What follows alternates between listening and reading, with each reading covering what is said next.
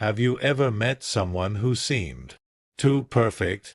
They walked into every room as if they owned it. They spoke with absolute certainty. They rarely admitted mistakes. And somehow, every conversation found its way back to them. At first, their confidence was captivating. They were charming, charismatic, impossible to ignore. But over time, something began to feel different. Every compliment seemed expected. Every disagreement became a personal attack.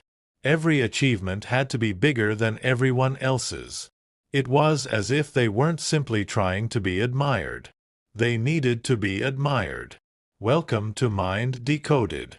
Today, we're exploring one of the most misunderstood topics in psychology. Why do some people seem desperate for attention, praise, and validation? The word narcissist is used everywhere today. Someone posts too many selfies. They're called a narcissist. Someone enjoys attention. They're called a narcissist. Someone is confident.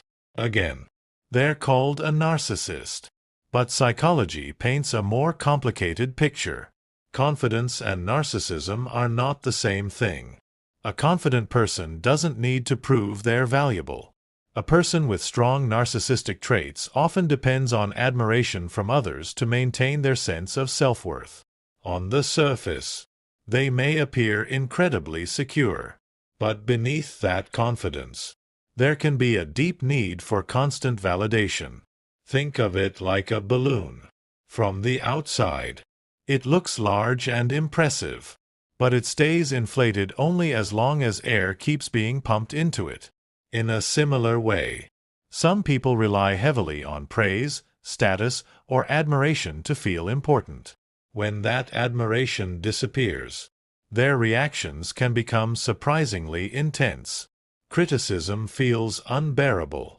Failure feels humiliating. Being ignored can feel threatening. Why? Because if your identity depends on being admired, every criticism feels like an attack on who you are. This is one reason people with strong narcissistic traits may react defensively when challenged.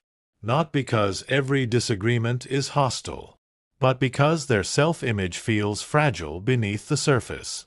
Here's another fascinating observation. Many people assume narcissism begins with believing you're better than everyone else. Some psychologists suggest that, in some cases, it may also involve protecting a vulnerable sense of self behind a grand image.